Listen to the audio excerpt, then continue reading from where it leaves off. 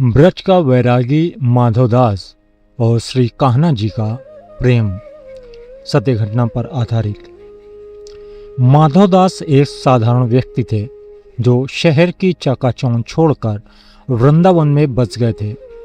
उनकी कोई संपत्ति नहीं थी, बस एक फटी हुई कमली और हृदय में राधा रमण के प्रति अटूट प्रेम। वे अक्सर यमुना के किनारे बैठकर घंटों अपने कान्हा से बातें किया करते थे, जैसे कोई अपने सखा से करता है। एक बार ब्रज में भीषण ठंड पड़ी। यमुना की लहरों से उठने वाली शीत लहर हड्डियों तक को कपा रही थी। माधवदास यमुना के एक सुनसान घाट पर अपनी टूटी हुई कुटिया में लेटे थे। वे तेज बुखार से तप रहे थे और उनके पास ओढ़ने के लिए एक पतला सा कपड़ा भी नहीं था। उनकी स्थिति ऐसी नहीं थी कि वे उठकर मंदिर जा सकें या किसी से मदद मांग सकें। उन्होंने कांपते हुए स्वर में बस इतना कहा, हे गोविंद, आज आपका यह सखा हार रहा है। क्या आप अपने भक्त को यूं ही ठंड में ठिठुरने देंगे? तभी कुटिया का दरवाजा धीरे से खुला।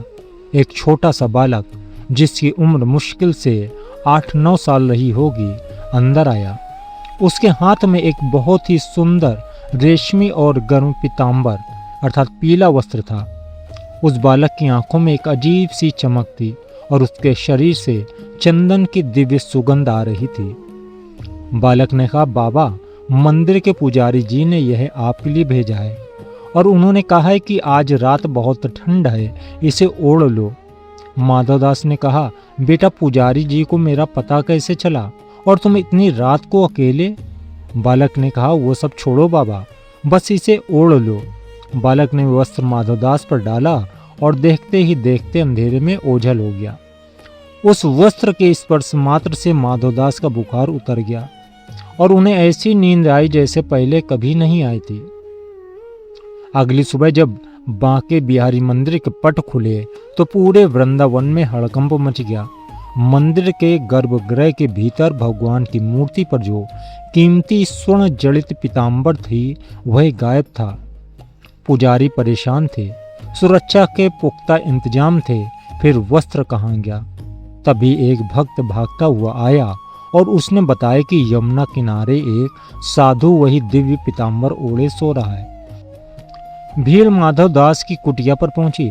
पुजारी ने गुस्से में पूछा, माधव, यह राजसी वस्त्र तुम्हारे पास कैसे आया? क्या तुमने इसे चुराया है? माधवदास ने बड़ी सरलता से उत्तर दिया, महाराज, रात को एक बालक आया था, उसने कहा कि आपने ही इसे मेरे लिए भेजा है। पुजारी हैरान रह गए। उन्होंने गौर से उस वस्त्र को देखा। वस्त्र पर न केवल मंदिर की मुहर थी, बल्कि उस पर यमुना की गीली मिट्टी के छोटे छोटे पदचिन्ह पैरों के निशान भी थे, बिल्कुल वैसे ही जैसे किसी छोटे बच्चे के पैर हों। जब पुजारी ने मंदिर वापस जाकर भगवान की प्रतिमा को देखा तो उनके पैरों के नीचे वही मिट्टी लगी थी जो माधव की कुटिया के बाहर थी। पुजारी समझ गए कि माधव ने चोरी नहीं की, बल्कि स्वयं भगवान अपने भक्त की ठंड हरने के लिए मंदिर से निकल कर आए थे। भक्ति में तर्क नहीं, समर्पण होता है। भगवान केवल पत्थर की मूर्ति नहीं, बल्कि एक जीवंत ऊर्जा है जो पुकारने से दौड़े चले आते हैं। आज भी वृंदावन के वृद्ध लोग कहते हैं कि यदि आप पूरी श्रद्धा से कुंज गलियों में खो जाएं, तो आज भी वह बालक किसी न किसी रूप में आपकी मदद करने जरूर आता है। जय श्री राधे।